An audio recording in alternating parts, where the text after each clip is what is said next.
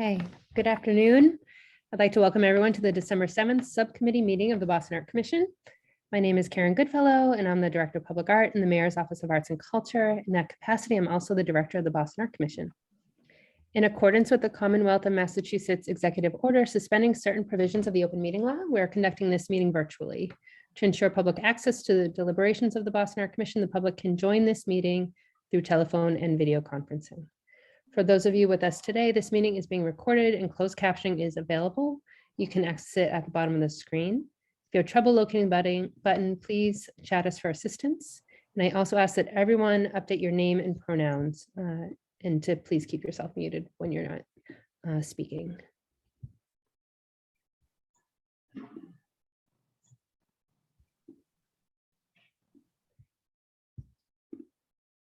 Working together with the Public Art team in the Mayor's Office of Arts and Culture, the Boston Art Commission is an independent board composed of 2 ex officio and 7 appointed volunteer art and design professionals that holds public meetings to review, discuss, and vote on matters concerning the city's art collection. The BAC has exclusive authority to approve and commission artworks intended to be added to the city's collection or to be placed on city property. The Mayor's Office of Arts and Culture and the Boston Art Commission believe that public art is any artwork installed in publicly accessible spaces where they can be experienced by everyone. We engage in discussions about public art in Boston in order to foster the creation and collection of artworks that reflect the people, ideas, histories, and futures of Boston, which is on the traditional homeland of the Massachusetts people.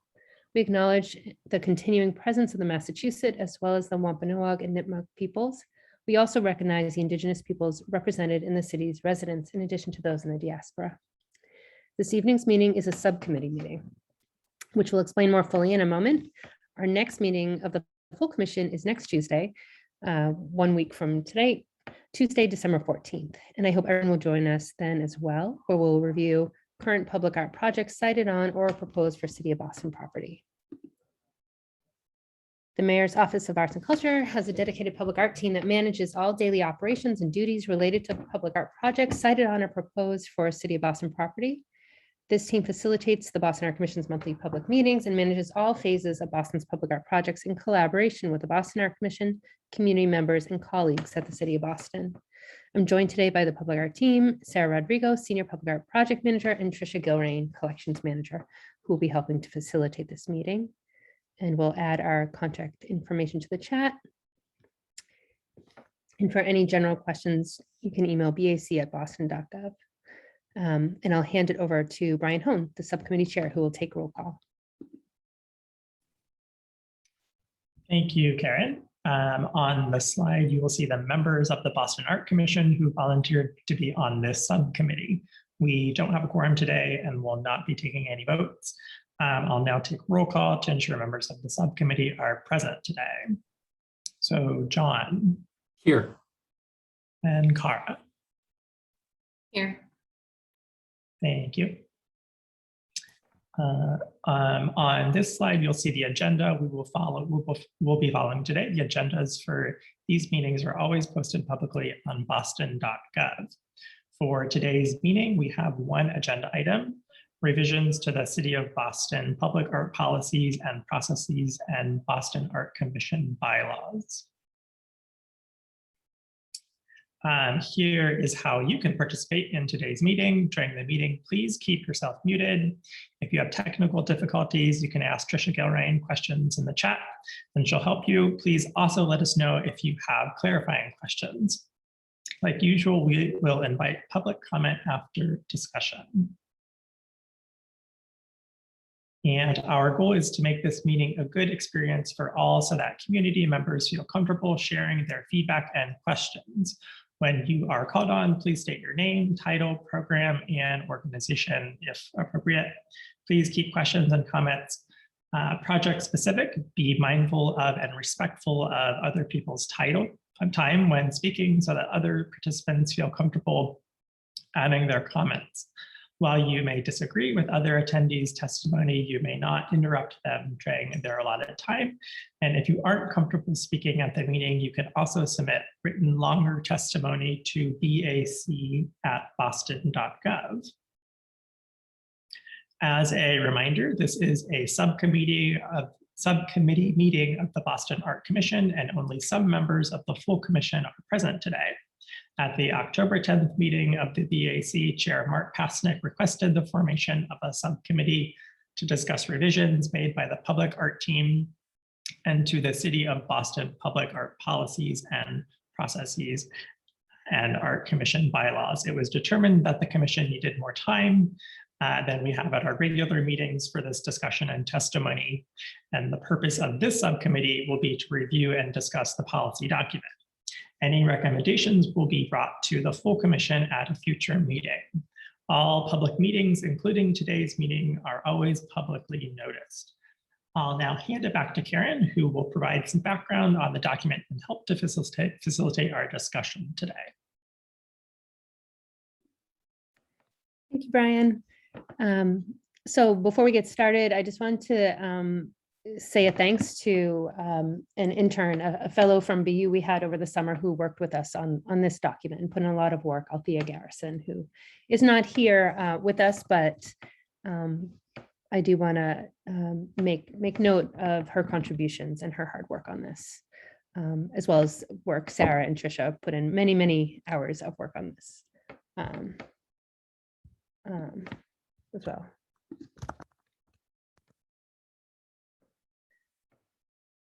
And okay, so Althea Rupo, sorry, I was listing a city councilor's name, a former city councilor's name instead. The goal of our policy document is to make it easier for community members and artists to create and care for public art in Boston. So that is the goal of why we're here today. So as we're having the discussion for us, just to keep in mind that as we work on this, we want it to be very accessible and useful to both us and folks who might read through this, including yourselves and new commissioners who come in. We first introduced the policy document in 2017. It helped to organize our work and to create consistency and transparency in our daily operations, as well as our policies and processes. There are many ways that public art projects come to us, and this document is intended to support and guide the diverse ecosystem of projects that we see in the commission and through our office. On this slide, we have examples of different kinds of commissions that you may be familiar with. The Justice Edward O. Gourdine and African American Veterans Memorial is a long-term community-initiated commission, and the Embrace by Hank Willis Thomas is also a long-term community-initiated commission. The Creative by Simon Donovan and Ben Olmsted at the Boston Arts Academy is an example of a long-term city-initiated commission. Together by Ms. Akar is a mural on the exterior of the Engagement Center in Newmarket Square, which is also a long-term city-initiated commission and part of the Transformative Public Art program. And I Live Under Your Sky, too, by Shilpa Gupta, is a short-term community-initiated commission. So we want to make sure that we're keeping in mind that all of these things are going to end up being public art in the public realm, and that what we want through this document is for people just to understand like how these came to be and how, if they want to see more public art, they can get involved. We don't have any examples of artist-initiated projects, even though we do have a new pathway for that now. And this could be a function of the newness of that pathway for artist-initiated projects.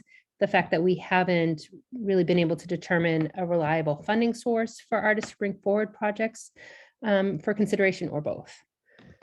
As we discuss the policy and processes today, it may be helpful for us to try to read them from the perspective of the person or group that we believe will be bringing the project forward. Artists with an idea for public artwork, community groups with limited experience with public art projects, but a lot of passion for what they want to see in their neighborhoods, and artists that we've commissioned to work with us through programs like Transformative and the Percent for Art program. And something to keep in mind also is like, once we get this document finalized, that's not necessarily the only way we'll be sharing it with the public. We want to create an accessible document, both in its content and availability, that is for artists, community members, and other city departments. But we see the policy as a source document, and we want to create simpler guides on the website, for example. And there could be other ways for us to put these forward as well. We currently have the process for artists and community members on the city website, but we found that by looking at those pathways, it was clear we needed to update our policies and processes and integrate more user-friendly and informative processes throughout. So we do see ourselves starting with updating the source document, through conversations like we'll have today, and then going and taking next steps into ways to make it even more accessible.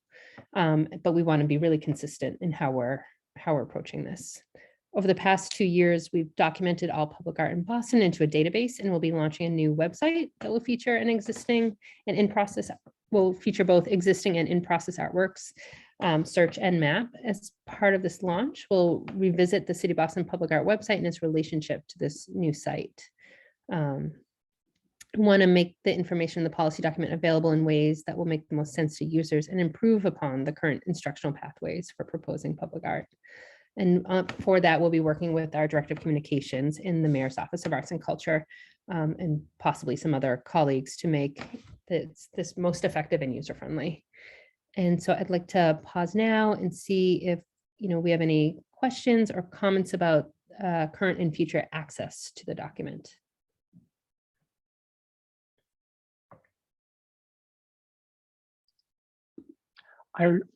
I remember at one point, I think when I was just kind of being appointed to the Art Commission, I remember hunting around on the website and finding this kind of like cool one-page document that somebody must have illustrated, and it was kind of like a easy way to navigate and figure out what to do, I think, and like how to apply for work or the processes. Is that still, I don't know if that does that exist, and is that still accurate? Yeah, we worked with, gosh, I'm gonna, Karen, what's her name? A local artist, good, on that a couple years ago. The issue with that document is now it's out of date. So it's one of those that I think would be good to note, that doing something like that in the future would be really helpful. So that could be something that we maybe make note of, that something like would be like a one-page image that shows, that like visualizes the pathways. Yeah, because that was divided between, like, I think then we were saying permanent and temporary. Karen Stein, thank you.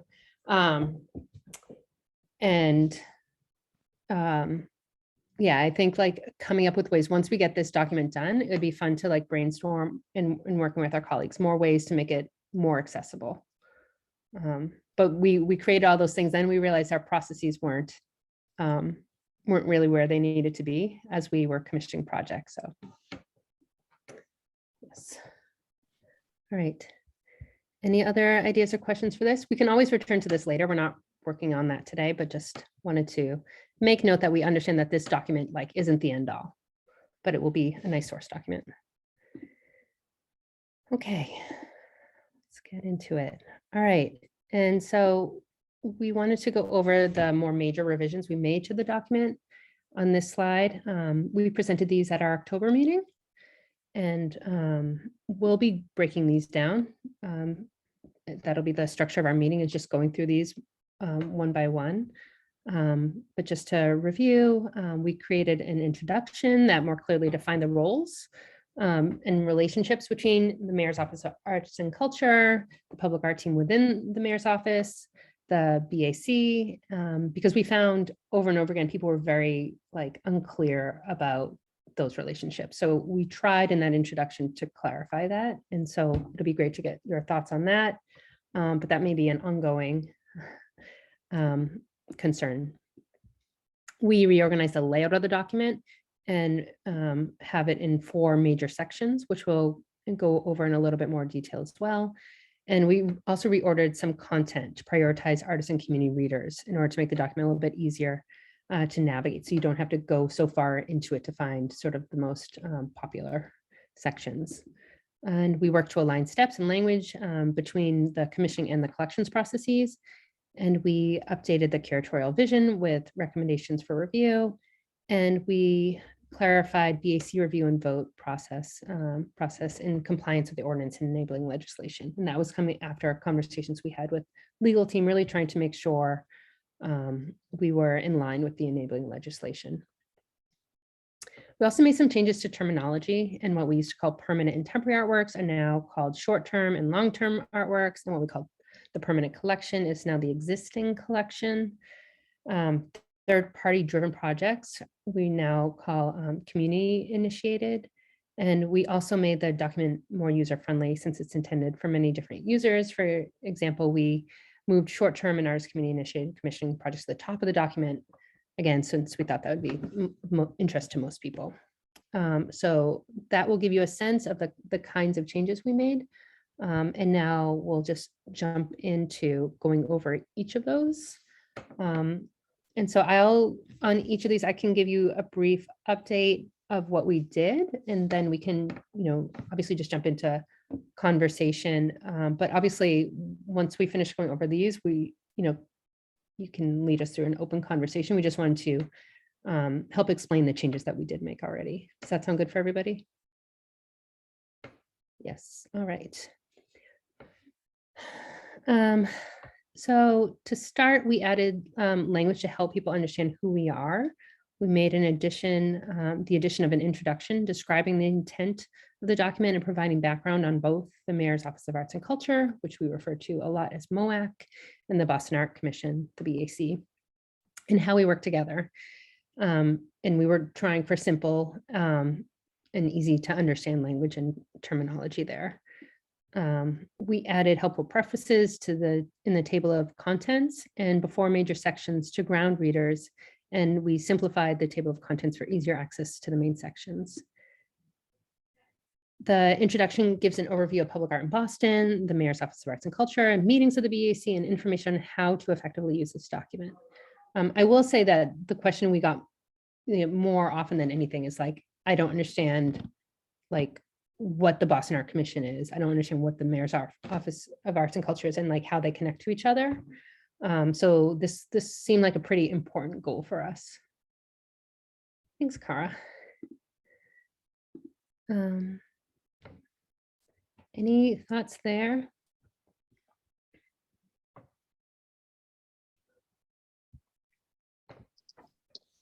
I guess one of the considerations I had just as I was reading the document was the question of who wrote this document? You know what I mean?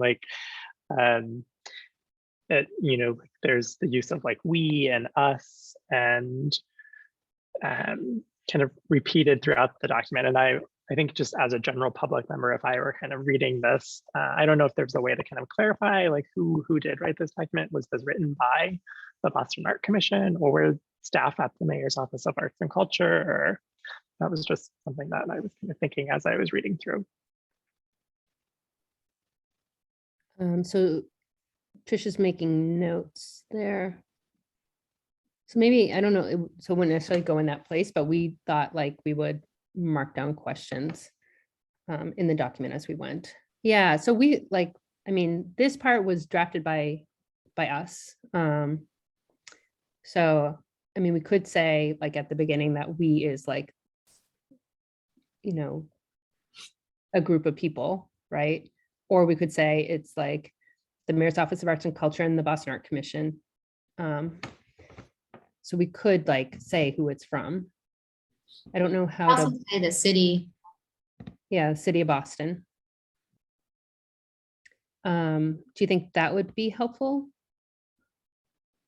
Yeah, I do. And I don't, maybe it's just a question for you of how formal the language it needs to be. I don't know, if I was kind of approaching it almost from a contract language standpoint of you say Boston Art Commission and then it's BAC, and then you just use BAC throughout the rest of the document when we're referring to the actual kind of body itself or whatnot. But I don't know. I think that gets to the crux of the question, Brian, because is it the BAC? Is it MOAC? Which I think, Cara, for your point of just saying the City of Boston, particularly in that second paragraph, that we connected to really what is the vision? Yeah, so I think we were hoping that this obviously I drafted a lot of the language here and then with input from folks on our team. So, and I'll say like what I was hoping was to be able to have it really stand for both or be signed on by both. But I think if we were gonna like put a we in here, like what words like do you think would it be that would make sense to people? Like very specifically. Like written, drafted by like the public art team in the mayor's office of arts and culture, or like signed off by the Boston Art Commission and the city of Boston. Like how specific do you think people would need that to be? City of Boston. I think that's like most people's probably conception of like city, you know. Like if we wrote in here down the bottom, like drafted by the city of Boston. Or you could just say the city of Boston. The city of Boston fosters the creation and collection of artworks that reflect the people, ideas, et cetera, et cetera. You're saying to lose the we. I think I'm. Maybe just, so it's just my recommendation to a consideration of use of pronouns throughout. And then how you do that is So maybe up to you, but. Yeah, we went for we just because it felt more human. And to try to get, like the way the language was before was very technical and felt inaccessible. So we intended to use we and thought about that too. And I will say my hope was that the we would be for both, right? And Okay. the Art Commission acts on behalf of the city of Boston, right? And so I think that's part of the thing, like with this introduction, I'm trying to get through, like the Art Commission is not this separate thing, right? It's a group of volunteers helping us to do our work, you know, in the Mayor's Office of Arts and Culture, all on behalf of the city of Boston. So, I love that. And then I also like the idea of making it a little more personal. So then I think if we could just like say that at the beginning, and then that kind of functions as the. like put it here, this place. Yeah, I think. Okay, Yes. so.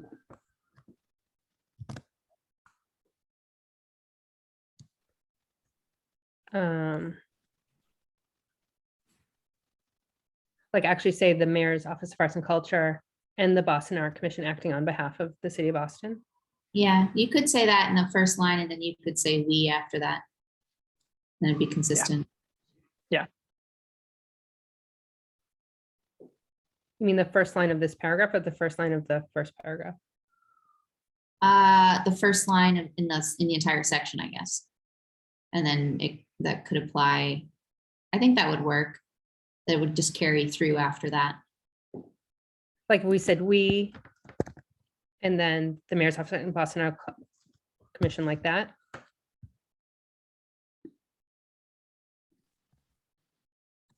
Yeah, I like that. Yeah, that works. Okay, yeah, okay. So Tricia, I think you can lose that. Something got lost there. Tricia, something got lost at the top of that second paragraph.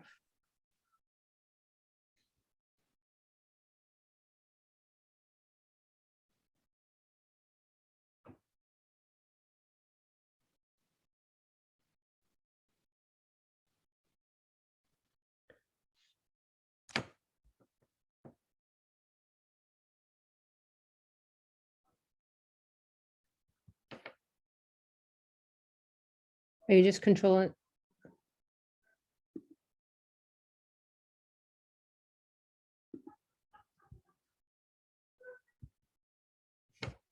Tricia, can you speak and update us on what you're doing? It's hard to understand looking at this. Sure, we lost some language and I added that back in with Sarah's help. Okay. Great. Okay.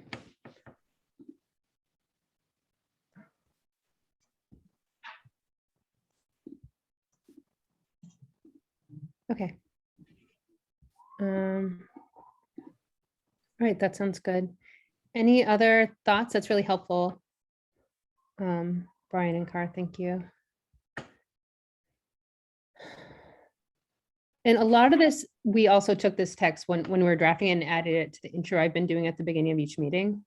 Trying, again, in all this, we're just trying to create more consistency. So hopefully we'll get there. I thought it laid out and clarified the roles of mayor's office and the BAC really well, actually.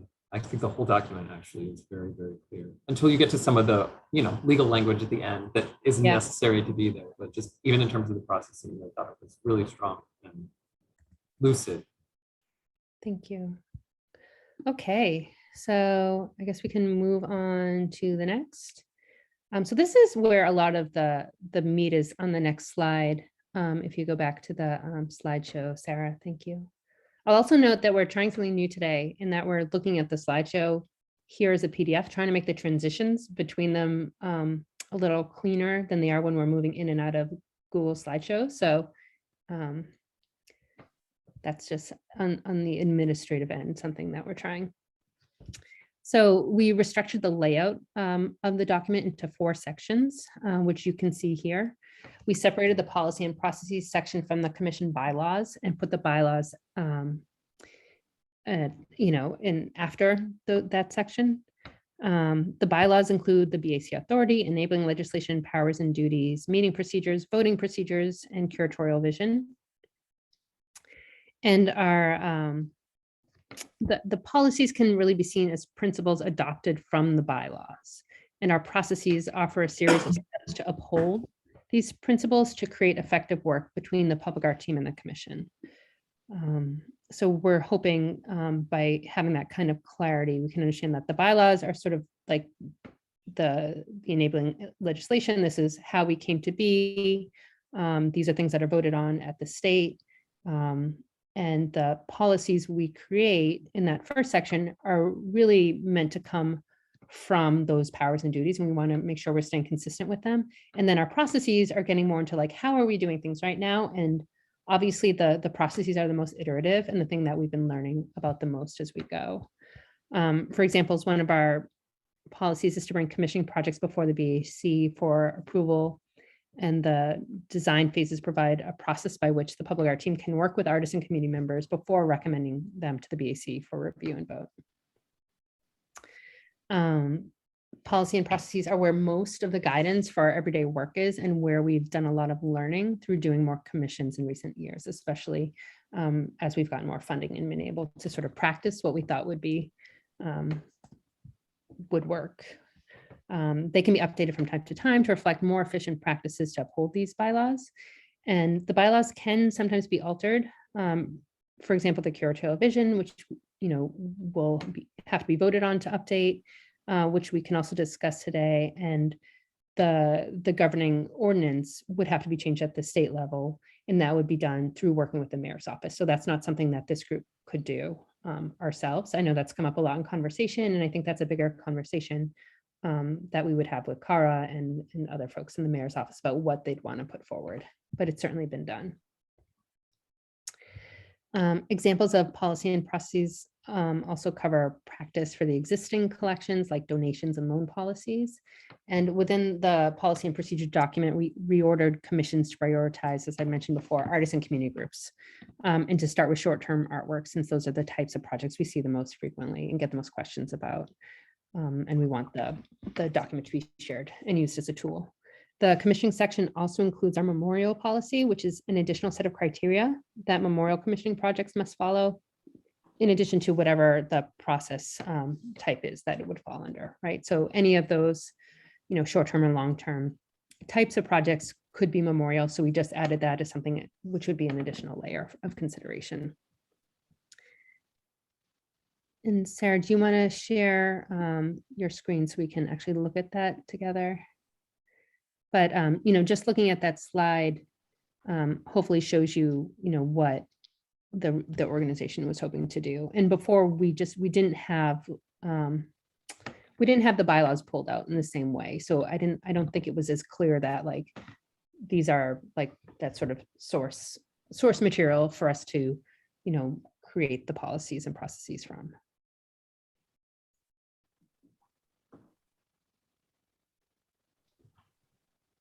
Do you guys have any questions about the reordering?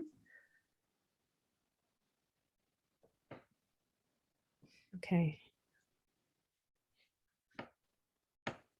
So one outstanding, oh, go ahead. I'll let you go first. I did have one question. It may be more applicable to long-term installation, but reading through the artist initiated, community initiated, and city initiated, Mhm. would it be possible to provide an example or two of each of those works just for clarity for when people are reading it?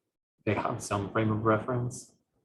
Yeah, I wonder if we could, you know, as these go forward, we could like link out to our The like web, the web database thing, like the same way we made Right. those on an early slide here. That might be a nice I thing. just think that would be helpful. Yeah.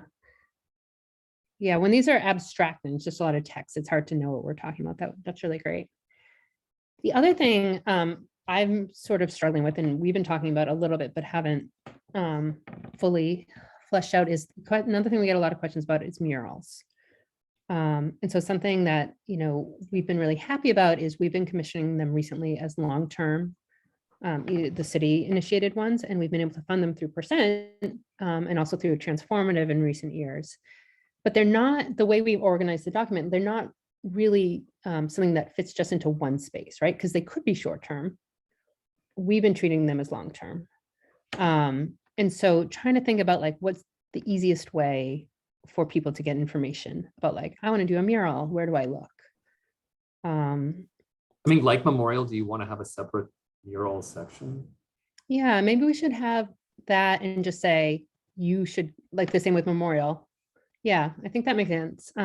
It's actually a simpler process than all the rest, but I do think, yeah, maybe we just draft a very short intro to it and just say, depending on how long you want it to be up or who you are, you'll go to this or that section. That makes sense. Okay. Okay. Trisha, did you make note of that? It was helpful just kind of rereading this too as I spent time with it. Like it kind of like helped me better organize the way that we go through commission meetings. And I think that's one thing I would love to kind of get in a better habit of doing is every time we're voting on something is just being really clear about what type of project it is. Because like you've so wonderfully mapped out all of the things that we need to be thinking about in the document for things that are being voted on. So, you know, like a short-term versus long-term and all of the criteria that go along with that. I know sometimes in commission meetings, it kind of like takes me a minute to like get caught up. I'm like, okay, what is this thing that we're looking at right now? Yeah. So any way that we can kind of like help ourselves in that way would be helpful for me at least. Okay. But you know, like the document is so wonderful in that you've done all of the work, right? So thank you so much for that. Thank you. And we're hoping this will also be more useful like for new commissioners coming on, right? To be like, here. But we've been talking too about like how to improve, again, like trying this, like Sarah switching between like the PDF and other things to smooth that out.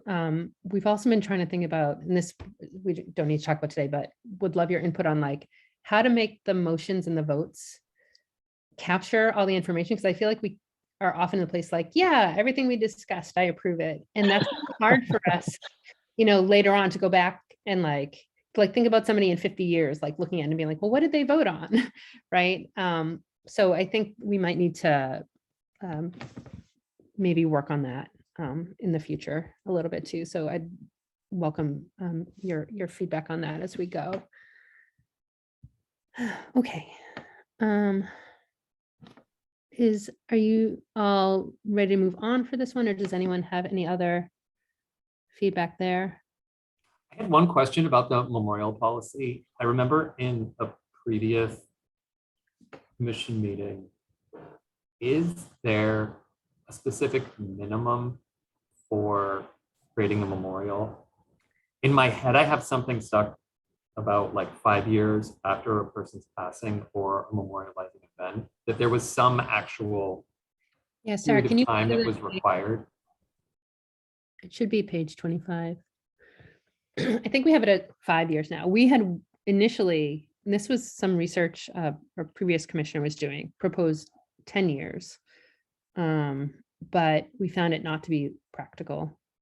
And maybe you don't want to have a number actually in there, but since it was discussed, I just bring it up. Yeah, I mean, and it comes up a lot because people often want to do memorials for things like, or long-term memorials, like soon after an event, or. Oh, you have it recommended of 5. Okay, it's in there. For some reason that just. I mean, the other thing, Okay. like, I think we're often looking for is like other ways, and this is a bigger conversation than just us, right? Because there are other ways to memorialize and to tell, Right. Stories. And Cara and I talk about this a lot. Like, we don't need like a bronze statue necessarily all the time, right? Like, that might not be the best way to memorialize somebody's, life work. So what are some other more impactful and meaningful ways to do that? And that certainly goes beyond the work of our office and the commission. Right. But yeah, putting a little bit of a pause in there, the thinking is, if this is something to be, done for long-term, like a little bit of distance from the event, will be helpful to have some sort of communal reflection before creating something. I had one just kind of like policy question, or maybe more procedure question. But so looking at the difference between the number of review opportunities between short-term and long-term projects. Mhm. So I think if I was reading it correctly, short-term projects basically they come before the commission once, right? For kind of like everything. Yeah. And then long-term reviews, there's basically 3 commission reviews and then administrative reviews. Is that correct? I think it was like 7 administrative and commission reviews for long-term. Like selecting the artist, right? So we get the Yeah. artist recommendation, and then we get like the early design, preliminary design review, final design, and then there's a 4th one after it's installed where we vote it, if it's a long-term one, to be in the collection. So that's the like more like accessioning step to say like, okay, this is what we talked about. This looks right. We are taking this on. I guess my question was, I was surprised that, and then maybe I already knew this, but it seems like that just all of the things to happen in one review for a short term seems quick, but I guess that's just how we do it. Is that right? Yeah, I mean, I think that it's tough because the short-term things, there can be like ambitious short-term things, but a lot of them can also be like a community mural on the ground that needs to happen in 3 weeks, Yeah. So it's kind of, it's hard to figure out, I think, the right balance there. But I think in general, we've erred on the side of trying to make it as kind of accessible as possible so that it doesn't feel like people are jumping through hoops. And I think there is like a certain amount of like giving up of aesthetic control over some of the short-term stuff that's probably healthy. Yeah. But I don't know. I think we've managed to, we do like wind up doing a lot of that on the staff side though, right? So like a lot of those projects then have like a lot of hands-on support from folks in the office. And Cara, to your point, I feel like in this document, there is a consistent request to talk to staff. Like if you have questions, talk to staff, bring this to staff. So Brian, to your point, I think there's already so much conversation happening, particularly with short-term projects, that if either in advance of the presentation or even after, I think there would be guidance from staff. Well, we can always ask for more, right? If something Right. comes before the commission and we're like, actually, no, this needs another review from us before we vote on it. That's within your purview. It's just kind of like the approach is one meeting. Yeah, that's a good reminder. Thank you for that. Yeah, I mean, I think that's true for everything, almost everything in here, right? If the commission was suddenly like, actually, this needs 20 meetings, or we shouldn't review it at all, or, we're going to throw out the memorial policy, we're going to vote on that. Like it's all within your powers to do anything through the vote. That was a question I had the thought of like, I've never voted no on anything. Can I vote no? Of course I can vote no. Would I do that? I'm actually just scrolling back to see if I can find the section where There's a silent note. we maybe say something to that end, where the BAC might ask you to come back. Because Karen, can you hear us? Can you hear us?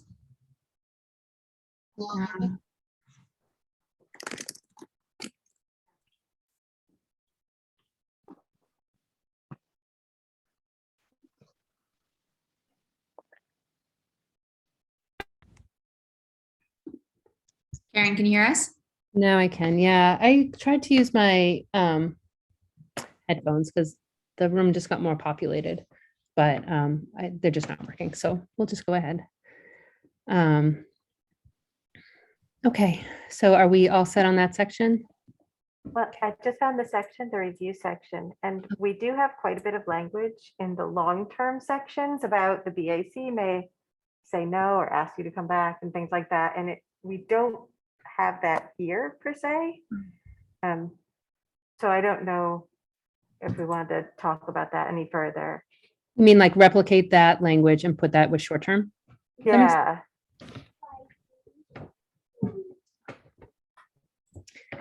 Okay, that's great. This is so helpful. I just want to thank you, John, Brian, and Cara for agreeing to do this with us. We worked on this for so long that it's one of those things that we just couldn't even look at it or tell you if it was working at all anymore. Okay. So the next one. Okay. So although the policy can be viewed as divided between existing collections and commissions, we wanted to marry these sections as fully as possible by aligning language and steps, because commission artworks eventually become part of the existing collection, and there's a lot of fluidity there that isn't necessarily always seen when we use the language of collection versus commission. So we reviewed both sections and made sure all the terminology was consistent, or we tried to. In the document, for instance, the way we talk about lifespan of the artwork can relate to commissioning, but also to conservation. When we first drafted this document, we were pulling from, especially with the collection, like some museum terminology, and we've tried to move away from that as we go. It was great to start and to help us think about it, but we're hoping to make it a little bit more user-friendly. So you can see on the slide some examples of that. So for example, moving away from permanent collection and calling it the existing collection. Some of that is the move away from using the term permanent is also coming from our learnings from recent years and just the reality that, nothing is permanent. And as we're commissioning projects through capital funds, that's really defined by them being up for 5 years or more, which seems what we have to build for anyway. So that seems sort of like a more true kind of language. And there's something about permanent that we would use it, but no, it wasn't ever going to be exactly true. And the other change we made was going from referring to things as artist-driven or community-driven, city-driven to initiated, because we were finding with all the projects, we were really talking about how did this project start, whose vision was this coming from, not necessarily who's doing all the work all the way through, because with any project on city property, we're going to have to be working with, the, public works department and, all these folks. So something could be initiated by an artist, and then we would be collaborating with them and really, helping that through. So just being a little bit more specific there as well about what we meant. Do you have any further suggestions for changing the terminology? And do these make sense?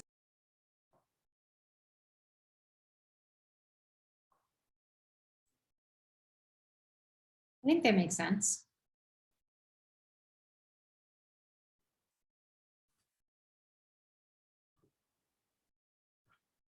Yeah, I think it's really clear. Okay, great. I don't think we need to jump into the document for this one. I think we can move on to the next one, which is the curatorial vision. So on this slide, you can see the existing curatorial vision, which is in the document that's out right now and had been voted on previously, and then the current one, which we're proposing. And we've underlined the new language there.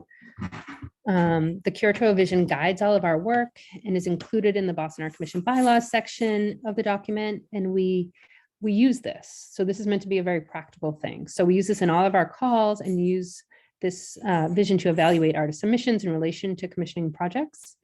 And we also use this as a guiding statement when reviewing projects at public meetings. And since we created this vision with the Boston Art Commission in 2016, we've re-examined it and made suggestions with some additions and clarifications. We made some suggestions and discussed some of the new language, which is underlined here and shows the suggested additions. And this bottom one is what is in the document that we shared with you. So a lot of this had come out of, really wanting, when we're thinking about like criteria, just something consistent across. So we want some flexibility with it. It doesn't mean on other projects there won't be additional criteria that are more project specific, but looking across the work we're doing, when we looked at the existing one, we, put forward this addition that is acting as a sort of land acknowledgement. We're talking about work in the public realm, and we felt that that was important to discuss and might be a nice way to tie it into all of our work. And we also wanted to bring up the term equity and tie it in more.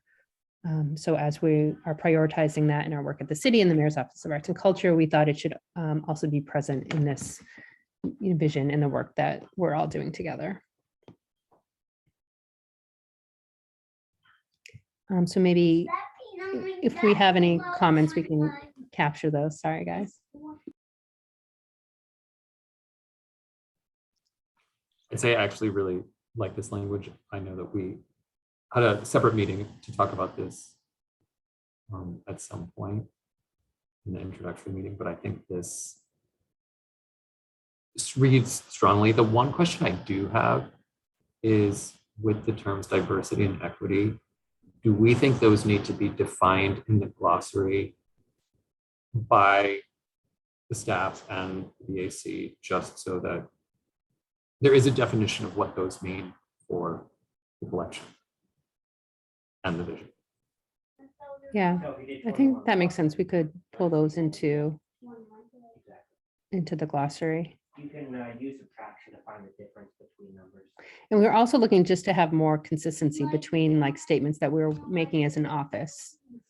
So Cara, I don't know if you have any thoughts on like recent language that we've been drafting or work that we've been doing. Or the difference between. I think diversity and equity are pretty standard. I think my two pieces of feedback are, I think the first sentence is just like hard to read. It's long and it has clauses. And I don't know. You're not a clause person, Cara. I am a clause person. Me too. But that's an urge I have to fight in public communications. I think, yeah. So I don't know if there's just a way to break that into two pieces or put the acknowledgement. I don't want to separate the acknowledgement of Native peoples out of it, but if maybe there's just a way to make that two sentences. And then the other thing is, I don't know, I feel like I've wrestled with different parts of this over the years. And I feel like the part that I'm wrestling with now is innovative and transformative. And I think a part of why is that we do use this as like review criteria, and we do put it in our RFPs. And I just think they're really hard words, like to know what they mean. So if we're going to put diversity and equity in a glossary, like is innovative and transformative and strong artistic vision in the glossary, like I think they're hard. Mm-hmm. They're just tough terms to unpack. So I don't know, Karen, if there's like more kind of plain language, or if what we mean, like, is this like a question of saying what we mean more straightforwardly, do you think? Or is there? I mean, I think one one of the things is, do we need, I guess the first question is, do we need those qualifiers? I don't Right? think we do. And I'll say that we use those like a few years ago when I felt like there was more of an urgency to prioritize that, and maybe we can strike them. Well, I think now that we've got the collections stuff in line, when we say diversity, we also mean diversity in a lot of other ways too, including like formally or materials or other things that I think were sort of encoded in like innovative. And I think my personal take on transformative is about like how it connects with people. And I think that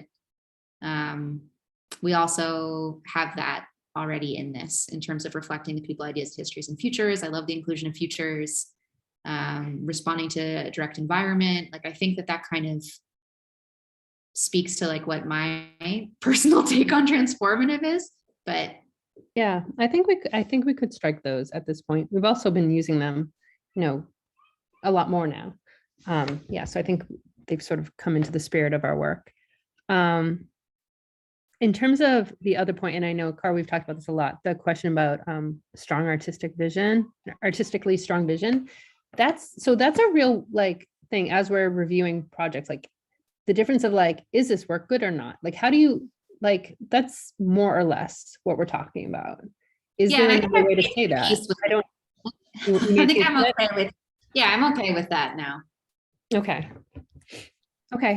And then to the clause question, I'm a big user of too many clauses. I think for this, the reason, even though it is like that, the intention was just not to lose it. And thinking if we had a separate sentence, it would just sort of become like a little bit of like a marginal part of it. Is it just that we're actually missing a period after Nipmuc peoples? Well, it's two, right? Yeah, no, it wouldn't be. Not the way it's done now, right? So it's basically saying to foster the creation of these artworks, and that are in Boston, which is Right. This homeland. The curatorial vision is blah blah blah.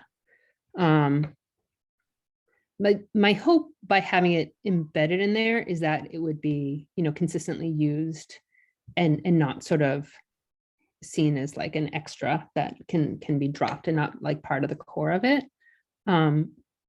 There could be better ways to do it.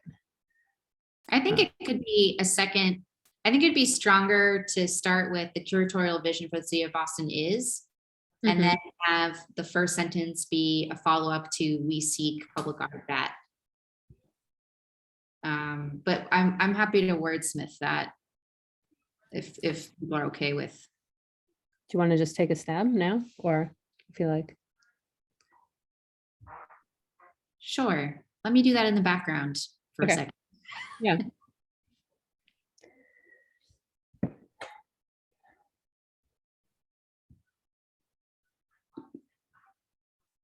I also think I am liking the removal of innovative and Innovative. transformative. I think those are coded words. Like I think like we have a understanding of what we mean by that, but an Indigenous collaborator might have a very different conception of what those words mean to them. And I think just keep it the more broad, the better, I think. Well, when you take them out, it's just as strong, if not stronger. Yeah. Yeah.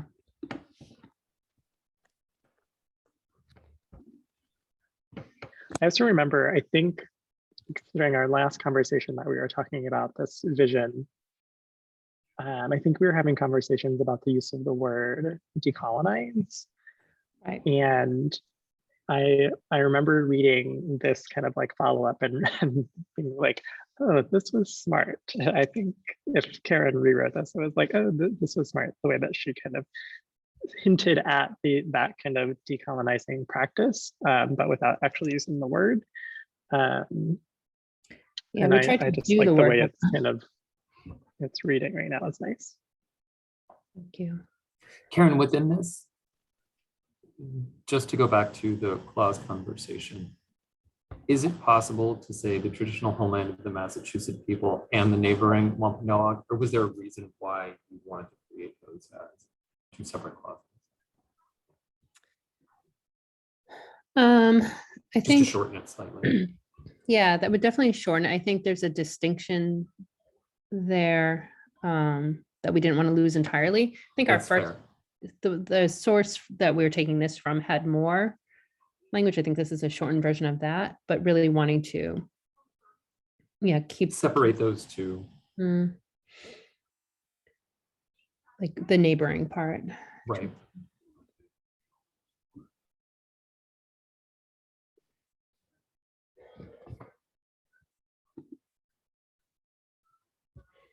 The question I had, I guess, kind of following up on that is if we are including this land acknowledgement, I think I'm wondering if one of the questions we'll get is then what kind of work are we doing with Indigenous communities?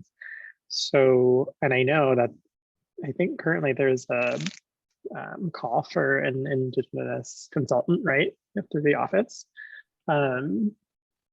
Any opportunity for that individual to at least have an eye to what's going on with the vision? Yeah, I think so. And I mean, I think we will be thinking this is iterative. And so that's a 2-year contract.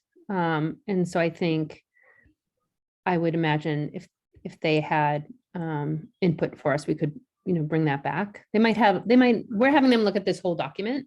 So, one goal for us is to get this done so that we have something to give them, to give to them, for them to work from. We'll be hiring a new project manager to give to them to be like, this is how we work. But I do think, I would imagine that they might make suggestions that we'll want to bring back to you.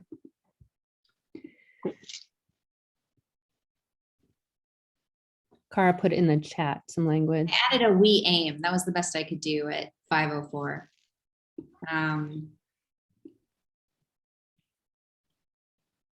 But I think something like that would work.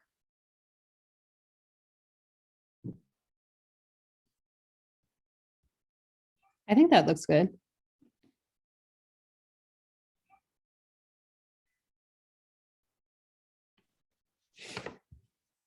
Although now the first part is strange now that I've removed the clause. But if that direction looks okay, we could tweak it a little bit. Yeah. I think so. Does anyone have any concerns? Maybe give folks a minute. Well, I think the part that's weird now is the curatorial vision is to commission. Oh, yeah.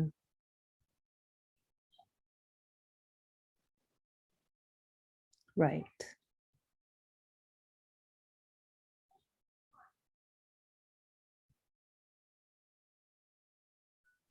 But I guess that didn't work in this other version. And I it was the same way didn't too. notice because of the clause.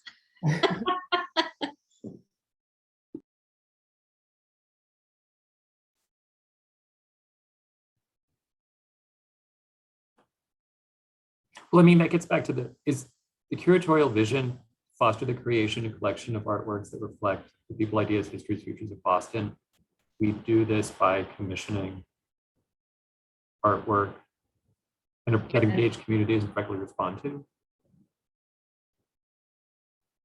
Is it like causal? Yeah, I guess what is the vision?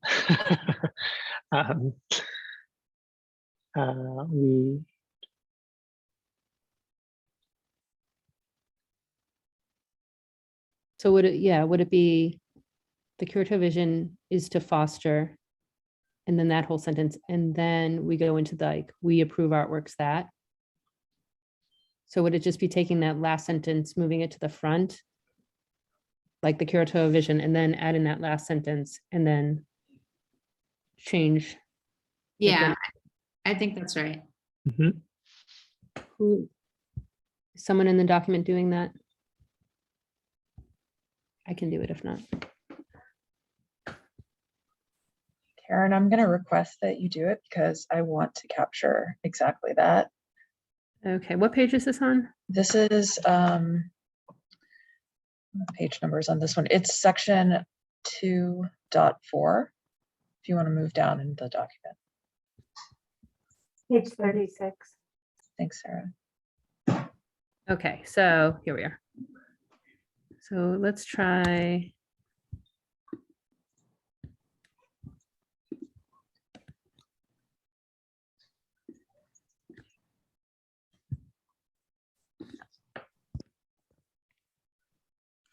Oh, this would be the most direct version, right?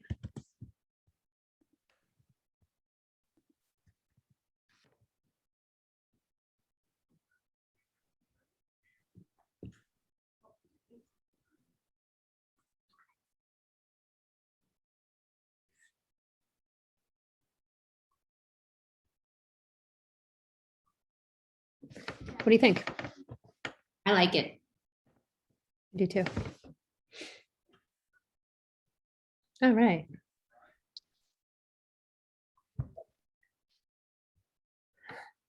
Yeah, that feels clearer to me. Yeah. Great. Okay. Should we move to the next?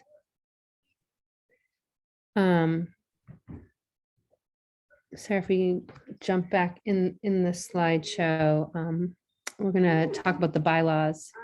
The bylaws include the power and authority of the BAC. As with the curatorial vision, there are aspects of the bylaws that can be revisited and changed, but much of the section helps to also separate the authority of the BAC and the roles and responsibilities of the public art team and that of the mayor's office and some of that to go forward and work with the state, as we discussed before, to make some more major changes. We wanted processes like voting procedures to more closely reflect the bylaws and the authority of the BAC, which has the power to cite artworks on public property. So looking at that enabling legislation can be very helpful.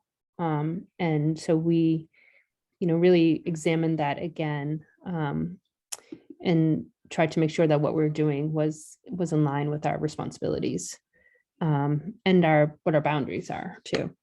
For example, prior to pulling out the bylaw on the screen, we only reviewed and did not vote on short-term artworks because we were a little bit fuzzy about what that looked like, but we spent some time looking at it and we have recently started voting on them. I don't know if you've noticed that, but you can see here, right? All artwork proposed for City of Boston property, both short-term and long-term, must be reviewed by the BAC. That's what we've been doing. And that's because looking at, the power and duties section 112A in the policy document, which I think is on page 35, it says very clearly there that like no artwork should, and so that would be inclusive of both, be placed without the BAC's approval. So that's the why.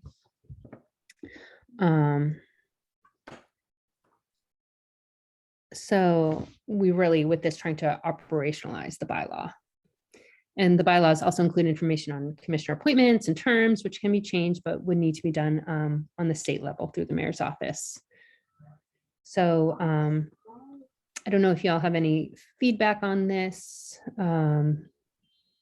And I guess the general question would be like, overall, does it feel like the policy and processes reflect the bylaws in a way that's understandable?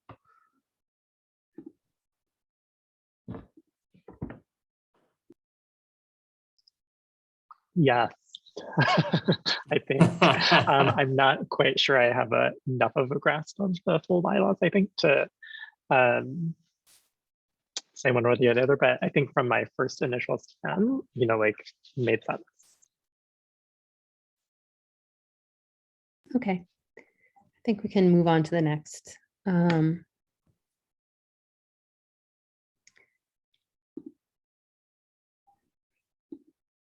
And so lastly, we included some appendices for your review, including a sample commission agreement, sample deed of gift, and a sample call to artists. And we included these so that artists and community members have accessible examples of the kinds of documents we use for public art projects, and that they might be expected to use if they work with us, or they could also use them for themselves for other projects. And one of the new additions is a sample MOU between the City of Boston and a community or friends group that is supporting a long-term public art project. In the past, the commission has reviewed a number of active projects of this type, like the Mattapan branch of the Boston Public Library's public art, the Frederick Douglass Memorial, the Coconut Grove Memorial, the Embrace. It was through discussions about the latter project which involves multiple city agencies and community stakeholders, that we realize that all projects of this kind would benefit from clarity around the roles and responsibility of the city and the community group. Really just like really wanting a tool to get everyone on the same page, to make sure we understand what we're all doing together. So the MOU is similar to the commissioning agreement that we use for city-driven or city-initiated long-term public art projects. Additionally, we're working with our first city artist fabricator MOU for projects in which the city contracts directly with a fabricator installer to implement an artist vision and design. And the Mattapan branch project is acting as a test case for that document. So I don't know if you all have, questions about that or want to look at those. But I think the first question would be like, is there anything you think we should add as the sample document that would be helpful to people?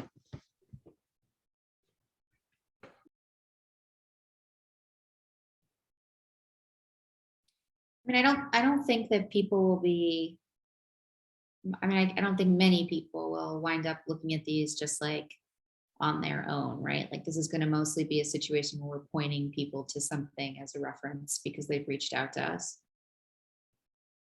Yeah, so if we get a question, we can be like, here's the link. There you go. Yeah, they can get it whenever they that want. it's good.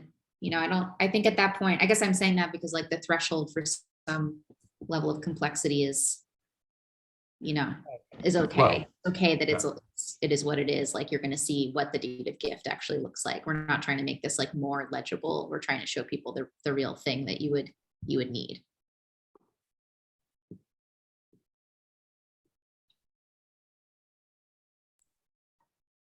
I will say there's one document that I'm just realizing is not on the list, which is a licensing agreement for privately owned walls that we worked out with Nyla, and we've lent that out to a couple other That's great. departments already. And I think that might have more. Yeah. It's probably the most requested thing. That's great. And that falls into the mural. So if we have the mural section, we could also maybe be like, you should check out this document at the end. That's really smart, Sarah. Yeah, we could have a lot of requests for that. Okay. So this was sort of the end of what we prepared for your review. So I think I'll pass back to Brian now. That is the end of our presentation to you. Thank you. Thank you, Karen. Members of the subcommittee will now have the opportunity to ask any additional questions after Commissioner Q&A. We may invite the public to make a comment. Trisha, do we have any public comments? Or any public who would like to make a comment? We do not, Brian. We do not have any hands raised, and there's nothing in the chat. Thank you. Thank you, everyone, for your comments and participation today. Our comments to the policy document will be discussed at a future meeting of the full commission. Wait, are we done? I had one question. I think, yeah, I guess we need to open it up for just any general kind of final comments or whatnot from the staff. I just wanted to ask, in the bylaws, section 2, number 2, which lists the number of commissioners and what is the capability of the BAC. I know this might be sort of more legally complicated than that, but changing the number of commissioners and what that process is, and should that be spelled out, or how does that work exactly? So that is through our office and through the mayor's office to basically make proposals, legislative proposals that the mayor wants to see. So these would be weighed, and Cara, you can speak to this, but these would be weighed against all the different kinds of legislation that the mayor wants to put forward to the state, depending on their priority. So I will say during my tenure with the Art Commission, we've done this twice. So it's not like it doesn't happen, but it is sort of a bigger ask and a bigger effort. Cara, do you want to speak to that at all? Yeah, I think, it'll be interesting to see under the new administration how they want to handle legislative asks and priorities. Obviously, each administration can do, whatever process they want around that. Under Walsh, that was kind of open source. We would get around the legislative cycle like a form to fill out with ideas about what we thought should be a part of the mayor's agenda, legislative agenda. So, I think it's the kind of thing where it's not impossible to do. We just want to be really intentional about it because it does kind of expend a certain amount of like political capital and has to be Sure. taken into consideration with other things. But it's also, like we've talked about, should there be an Indigenous seat? That was sort of what prompted this. And I think that would be a really great one to prioritize because it's also like a good moment for it. Builds on some of the promise of work that's been done by the city this last year. So that could be definitely a conversation that we have in the office and with the art commission and put together a little bit of like a, one pager on here's why we think this should be part of the mayor's agenda.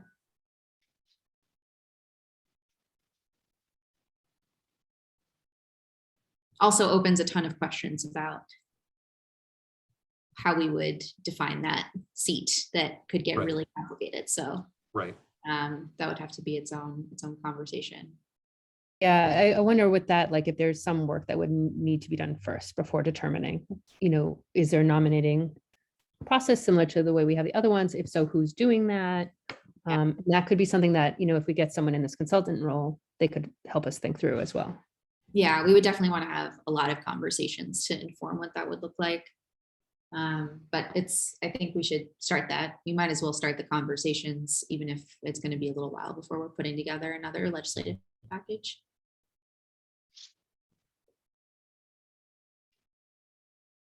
I had just, there are like a few typos that I had flagged. Can I Yeah. mark up the document or do we Yeah, need to just like send go those over through to those us. in a No. public forum?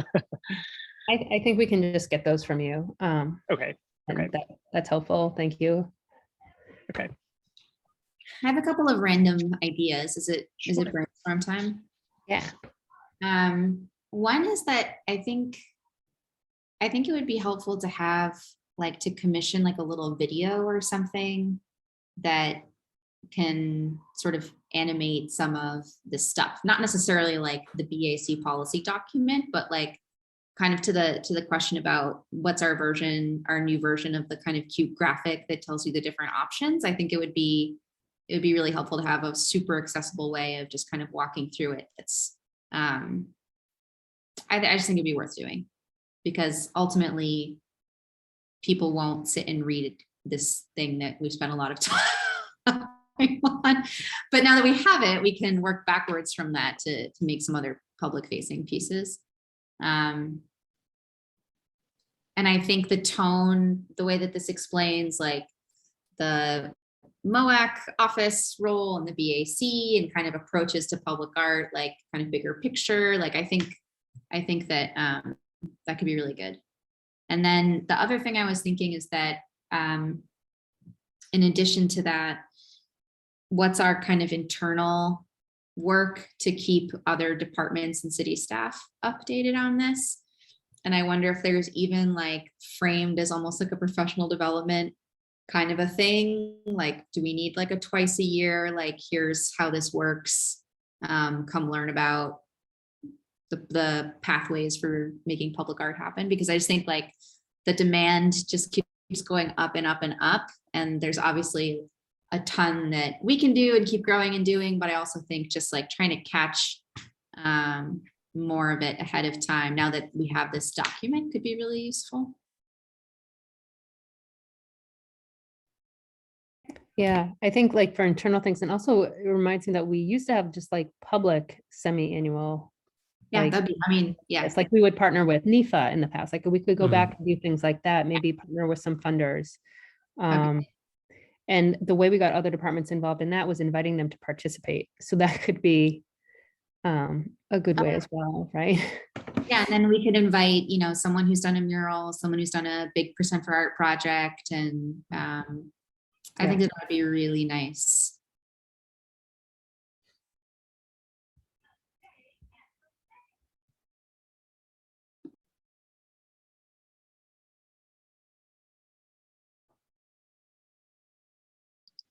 love the idea of video too. It still I would helps like to Rob. watch the video. So. Yeah, that's exactly what I was picturing. How a bill becomes a law. Yeah, exactly. I That's have really- one other question just to pose to the group, and we don't have to do it, but I read the deaccessioning, and there is some language about removal of a sculpture, and I wonder if we could look at that collectively just to make sure that that is as transparent and meaningful as it could be.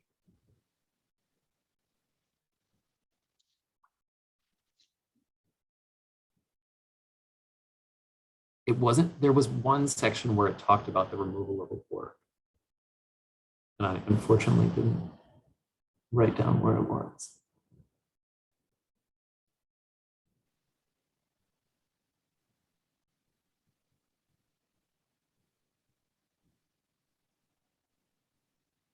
I guess that's just the question. So much of the removal language is through deaccessioning. Right, where what we've done is remove and not deaccession. Right. That's true. Should it be like deaccessions and removals, or removals and deaccessions? Should we be like expanding the category and then add something that like? I would be really worried about combining those together, just because deaccessioning, be- at least in the museum world, has it's a loaded word. Yeah. So how do you think we should have a separate section on removals, or like removal? I open Yeah, this for conversation. I Yeah. don't know. You don't have a, yeah. Yeah, I don't, but I was just thinking about it as I was reading. Yeah, no, that makes sense, because, we've had, these conversations, and the thing about the collection, right? And stepping away from this idea of permanence, or the way it is right now is the only way it can be, really gives us some flexibility that like the artwork, in a museum or a gallery, like it can rotate, right? Like Mhm. something can be up and like removed for a time. It is still in the collection, or it is still could be made publicly accessible, but it's not, gone forever. I just wonder, Karen, Brian, if you had any thoughts about that either. I'm just curious, what pieces have been deaccessioned or recently, or have there been examples of deaccessions recently? The only one I can think of is we had this large plaster statue of Abraham Lincoln that had no head. Does anyone remember this? Like it was really like very damaged. It and took up space and didn't seem to have like any kind of possible future. And actually saying it's Lincoln is, I think was true, but again, it didn't have a head. So that was, that's the only one that I can think of. So I do wonder, should we have like, maybe add a section, I don't know your thoughts, or Sarah, like that's just removal, or like, do we want something, or like removal from public view, or I kind of rotation. like the idea of having like a little section, because it is a practice that Yeah. we're doing. We're essentially like saying we don't deaccession in practice, but we do actually remove in practice. And so I feel like Yeah. I think it would be worth having a couple of lines that say like, and maybe this is something that needs to be a full commission discussion, but would we be comfortable just making a declarative statement about that things change and we want to be able to be responsive to like, change over time, whatever that means, whether that's like a material problem or something happening in a neighborhood or something happening like across the country. And we think that that's okay. And sometimes that means removing things from public view, but it doesn't mean that that's not a part of like who we are or the collection or, our story or whatever. But I feel like even just like something kind of high level like that could be good. Yeah. And like, I think Trish, also the physical needs, like if something becomes like, physically dangerous, right? But we don't want to like get rid of it forever. That would be the removal too, right? So there are all sorts of like, like sort of. I mean, I think you have really nice language for that connected to deaccessioning, and it could be that you also use that same language for removal. Yeah, You know, yeah, I think we could have some parallel like right. Yeah. language use. I That's a think really good point. Be one section if you wanted to combine them. You think, Cara, that deaccessioning and removal could be in the same section? I think so.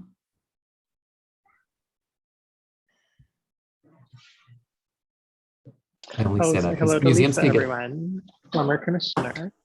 Hey, Lisa. Bye, Lisa. Yeah, I mean, we don't have that situation, I don't think. Right. It's just, I don't- you know, I don't know. Yeah. Feel cagey about deaccessioning. Nida from our office just sent us an article about a Robert E. Lee statue being sent to somewhere to be melted down for a new artwork. And I would love to think that we have the room to do something like that at some point. So I would rather continue to be like, not to not be sensitive about deaccessioning, I guess, but. that's totally fair. Could it be? I mean, okay, so there are different reasons we might want to remove or take something out of public view, right? And I think we would want to say that. And maybe list a couple of them out. And maybe we say, we do have in the same section, and we just say, and the most extreme and least common, you know, version of that would be to deaccession.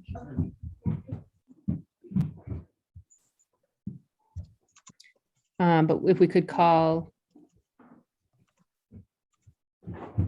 maybe instead of deaccession, we have removal as the header, and we don't have, we have the deaccessioning as sort of a like sub to that, like a category. Meaning that it's not part of a regular practice, but also not out of the question, just so it's sort of listed at the bottom as a possibility. That might Yeah. make sense. And Yeah. it's a more helpful word, right? I mean, deaccession is a more technical term, Mhm. right? Yeah. Whereas removal could make more sense. And I think in that we could say, as like we were talking about, like there are many reasons why this might be necessary. Like this is a dynamic place, like, you know, and there might be physical, you know, needs to take an artwork off view and you know, conserve it. Or Yeah, I like that kind of normalizes the idea of removal and then makes deaccessioning kind of like in some special situations, this might happen, but the norm of something not being around could be that it's just been removed for a bunch of other reasons. yeah, and I think about just, yeah, removal is very dramatic, but just like, yeah, there's just something like missing in terms of like the dynamism of, you know, art in public space. In our Schoolhouse Rock video, it'll be like, hey, where'd that thing go? Yeah. Hey, I thought that was clever. No, but I think this is great. I think it's great to have some language about this. Okay, so we can work on this. And so it seems like we're going to have a version we're going to be able to bring before the Art Commission. I think maybe at the January meeting will make the most sense since we only have a week before the next one. But we can work on this. Trisha, Sarah, that feels doable, right? Thanks for all the work. Oh, thank you. Yeah, this document is amazing. Thank you. Nice work. Thank you. All right. Any other final comments or suggestions? Do we need an official vote? And we don't, do we? I think just for adjournment. Or no, we don't vote at all? Do we need? Yeah, because we're not a quorum. Right. Right. Okay. So anything else? Okay. Thank you all. Have a wonderful evening. Nice work. Thank you. Bye, everyone. See you soon. Bye. See you next week.